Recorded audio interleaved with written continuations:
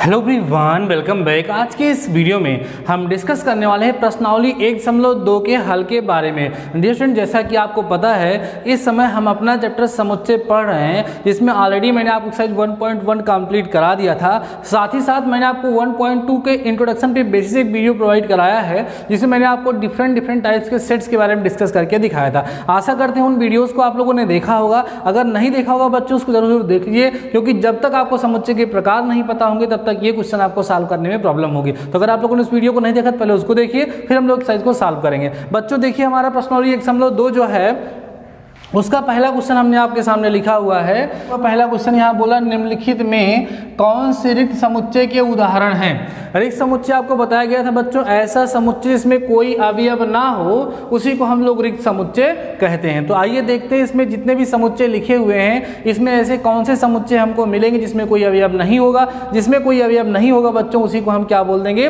रिक्त समुच्चय यहाँ पर बोल देंगे। देखिए पहला है, कह रहा है 2 से भाज्य विषम प्राकृतिक संख्याओं का समुच्चय। अगर कोई संख्या 2 से भाज्य है तो विषम नहीं होगी, वो सम होगी। अगर कोई संख्या 2 से भाज्य है तो विषम नहीं होगी, क्या होगी, सम होगी। अर्थात ऐसी कोई संख्या नहीं है जो 2 से भाज्य भी हो और विषम भी हो। इसलिए बच्चों ये क्या हो जाएगा हमारा, यह एक रिक्त समुच्चय का उदाहरण हो जाएगा। इसको हम बोल सकते हैं कि यह एक रिक्त समुच्चय है। ठीक है बच्चों, बात समझ में आ रही है। दूसरा देखिए, कह रहा है सम अभाज्य संख्याओं का समूह या समुच्चय। सम अभाज्य संख्या है तो आपको पता होना चाहिए कि 2 एक ऐसी छोटी संख्या है, 2 एक ऐसी संख्या है जो सम भी है। ध्यान देना, 2 ऐसी संख्या है जो सम भी है और बच्चों क्या है, अभाज्य भी है। क्योंकि सम क्यों है, क्योंकि 2 से कटती है। अभाज्य क्यों है, क्योंकि 2 और 1 के अलावा किसी और से ये नहीं कटती। इसमें हमें एक अवयव मिल जाएगा, इसलिए रिक्त समुच्चय नहीं है। मतलब पहला वाला जो होगा वो आपका रिक्त समुच्चय का उदाहरण होगा।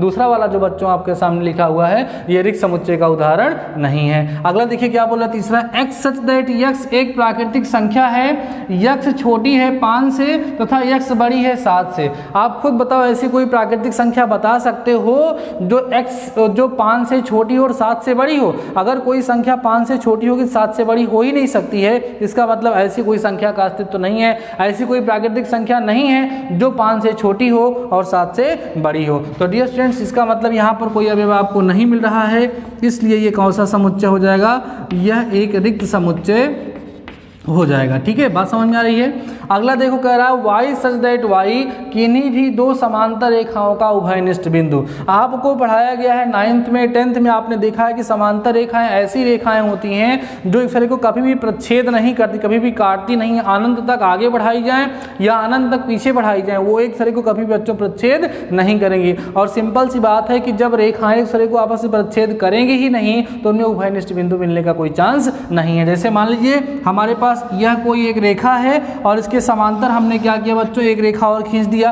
अब ये दोनों रेखाएं अगर एक दूसरे के समांतर हैं तो आपस में ऐसे आगे बढ़ती चली जाएंगी, इधर जाएगी ये और ये इधर जाएगी, कभी भी एक दूसरे को काटेंगी ही नहीं, जिसमें कोई उभयनिष्ठ बिंदु नहीं मिलेगा। इसका मतलब कोई उभयनिष्ठ बिंदु नहीं है, माने कोई भी अवयव यहाँ पर भी कॉमन नहीं मिल रहा है। इसलिए बच्चों ये वाला भी जो होगा ये आपका रिक्त समुच्चय का एक क्या हो जाएगा बच्चों, एग्जाम्पल हो जाएगा। तो आंसर में आपने देखा कि कौन कौन से यहाँ पे रिक्त समुच्चय हैं। आपका पहला वाला रिक्त समुच्चय होगा बच्चों, और तीसरा वाला रिक्त समुच्चय होगा, और चौथा वाला रिक्त समुच्चय होगा। दूसरा वाला रिक्त समुच्चय का उदाहरण नहीं होगा। तो देखो बहुत ही सिंपल सी बात है ना, अगर हमें रिक्त समुच्चय की परिभाषा पता है, उसका कंसेप्ट पता है, देन हमें क्वेश्चन को सॉल्व करने में कहीं भी कोई प्रॉब्लम नहीं होगी। तो डियर स्टूडेंट्स, आप क्या करिए, वीडियो को पास करके इस क्वेश्चन को नोट कर लीजिए, देन मैं आपको कराता हूँ question number 2 before that pass the video and note down. अब देखते हैं बच्चों क्वेश्चन नंबर 2। देखिए जो आपका क्वेश्चन नंबर 2 है ना, वहां पर जो नेक्स्ट टाइप का सेट आपको बताया गया था फाइनाइट एंड इनफाइनाइट, जिसको हम बोलते थे परिमित और अपरिमित समुच्चय, उनके कंसेप्ट का यूज होना है। मैंने आपको बताया था बच्चों कि परिमित समुच्चय ऐसे समुच्चय होते हैं जिसमें अवयवों की संख्या परिमित होती है, लिमिटेड होती है, काउंटेबल होती है, गिनी जा सकती है, उसी को हम लोग बोलते हैं परिमित समुच्चय। और जिसमें अवयवों की संख्या ना गिनी जा सके, अनंत हो, अपरिभाषित, उसी को हम क्या बोलते थे, अपरिमित समुच्चय। तो देखिए दूसरा सवाल हमारा इसी पर है, करें निम्नलिखित समुच्चयों में से कौन परिमित और अपरिमित है, मतलब आपको बताना इसमें से कौन सा परिमित समुच्चय है, कौन सा अपरिमित समुच्चय है। तो आपको सिंपल सा करना क्या है, जिसके अवयवों को आप गिन सकते हैं, जान सकते हैं, वो सिंपली हो जाएगा परिमित, और जिसको आप नहीं कर सकते हैं वो हो जाएगा बच्चों अपरिमित। देखो इसने बोला है पहला, वर्ष के महीनों का समुच्चय। आपको पता है कि एक वर्ष में 12 महीने होते हैं जिसको गिना जा सकता है, इसलिए बच्चों ये कैसा समुच्चय हो गया, परिमित समुच्चय यहाँ पर ये हो जाएगा पहला वाला। ठीक, दूसरा बोला है 1 2 3 डॉट डॉट डॉट। अब देखो डॉट डॉट डॉट लग गया, कहाँ तक है कुछ पता नहीं है,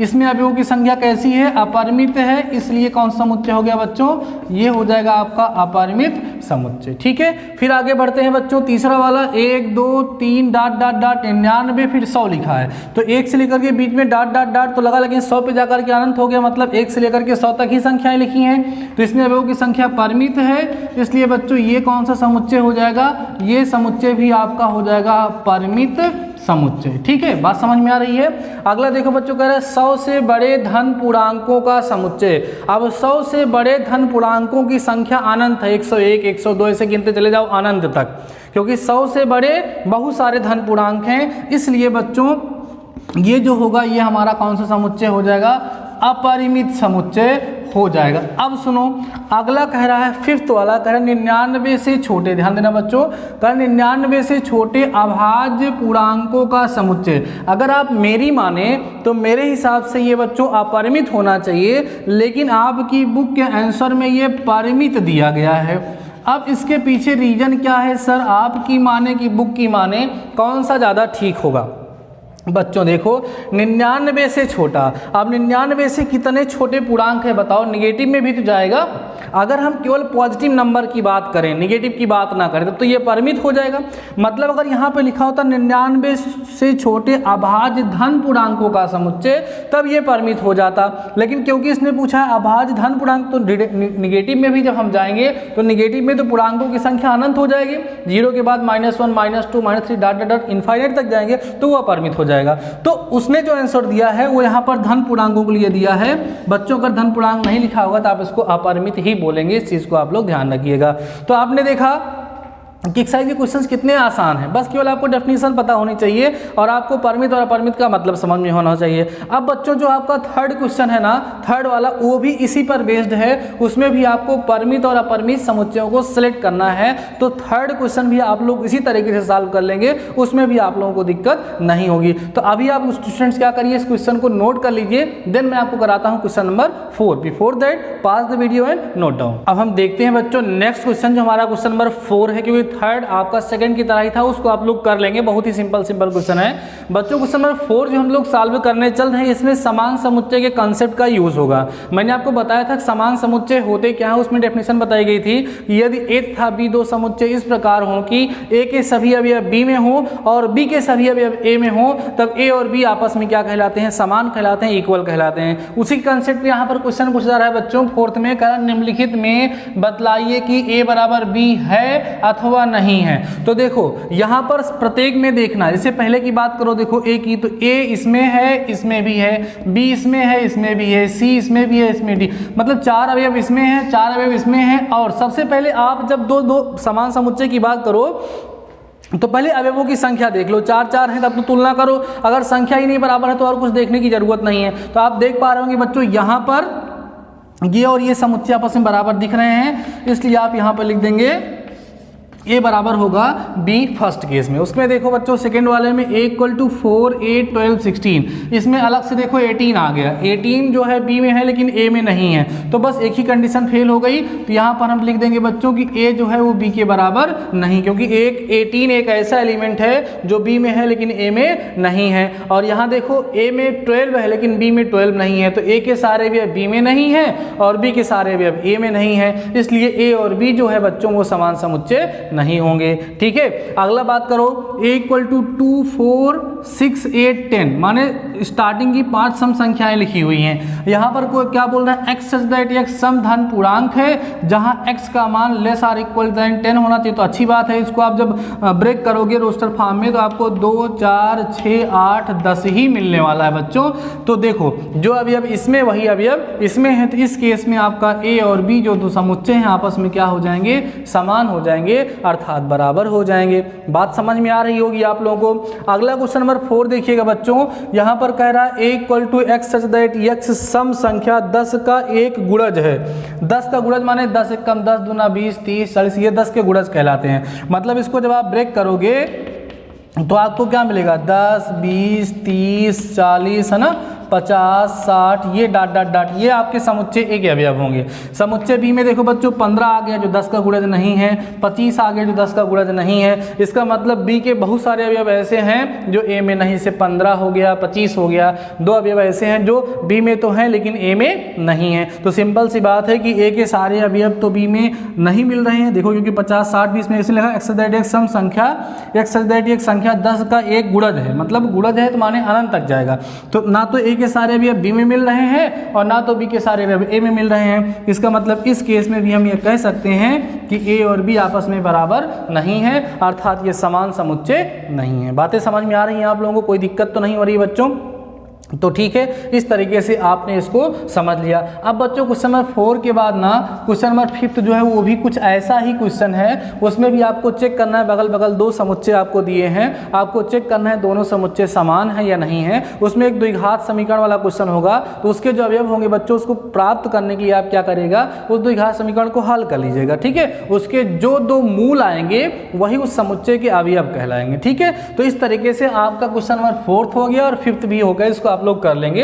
अब एक्सरसाइज का लास्ट क्वेश्चन देखते हैं बच्चों, जो हमारा क्वेश्चन नंबर 6 है। ठीक है, कह रहा है नीचे दिए गए समुच्चयों में से समान समुच्चय का चयन कीजिए। आपको यहां पर देखना है कौन सा समुच्चय किसके बराबर है। एक एक को लेकर के देखो। क्या बच्चों समुच्चय ए वाला जिसमें 2, 4, 8, 12 है किसी के समान होगा? इसके समान तो नहीं है, इसके भी नहीं है क्योंकि 2 इसमें नहीं है, इसके भी नहीं है, इसके भी नहीं है, इसके भी नहीं है, इसके भी नहीं, मतलब ए वाला किसी के समान नहीं है। थोड़ा बी की बात कर लीजिए। बी में 1, 2, 3, 4 है, 1, 2, 3, 4, देखो ये डी में है, तो पहला पेयर जो आपको मिलेगा बच्चों वो बी बराबर डी मिलेगा। पहला आंसर बी और डी समुच्चय आपस में क्या है, समान, क्योंकि इसमें भी 1, 2, 3, 4 है, इसमें भी 1, 2, 3, 4 है। और मैंने आपको सिखाया है कि समुच्चय के जो अवयव होते हैं उन समुच्चय के अवयवों के क्रम को बदल देने पर समुच्चय के मान पर कोई प्रभाव नहीं पड़ता है। और देखिए चलो बी की बात हो गई, बी किसी और के बराबर तो नहीं बच्चों, और किसी के बराबर नहीं है। सी देखो 4, 8, 12, 14 किसी के बराबर है, नहीं है। डी तो हो ही गया।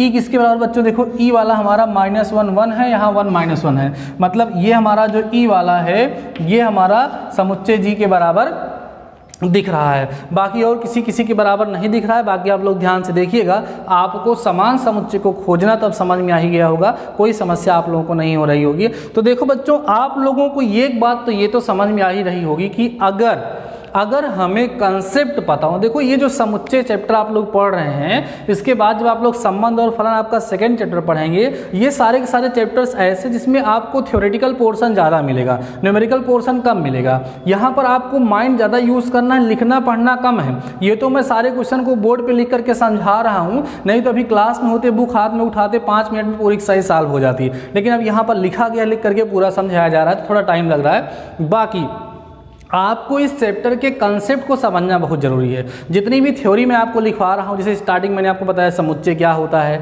उसकी डेफिनेशन लिखाया, डिफरेंट टाइप्स के एग्जांपल्स मैंने आपको दिया, समुच्चय के प्रकार अभी हम लोगों ने प्रीवियस वीडियो में डिस्कस किया। उसके पहले हमने आपको समुच्चय को लिखने का तरीका बताया, गुण विधि क्या होती है, रोस्टर विधि क्या होती है, ये सारी बातें हम लोगों ने डिस्कस किया। तो वो सारी की सारी चीज़ें धीरे धीरे आपके माइंड में सेट होनी चाहिए। वैसे बच्चों अभी तक आप लोगों ने जो पढ़ा वो बहुत ही ईजी था, अब थोड़ा थोड़ा आपको अपने माइंड का यूज़ और भी अधिक लेवल पे करना है, क्योंकि नेक्स्ट वीडियो में हम लोग समुच्चय के और अच्छे प्रकार के बारे में डिस्कस करने वाले हैं। तो एक बात हम इस वीडियो के लास्ट में आप लोगों से जानना चाहेंगे, हमारे ऐसे कितने स्टूडेंट्स हैं जिन्होंने अपनी नोट्स को कंप्लीट कर लिया है। वैसे कई सारे स्टूडेंट्स ऐसे हैं जो मेरे पास अपनी कॉपीज़ को सेंड कर रहे हैं, ठीक है, बहुत अच्छा कॉपी वो लोग बनाए भी हैं।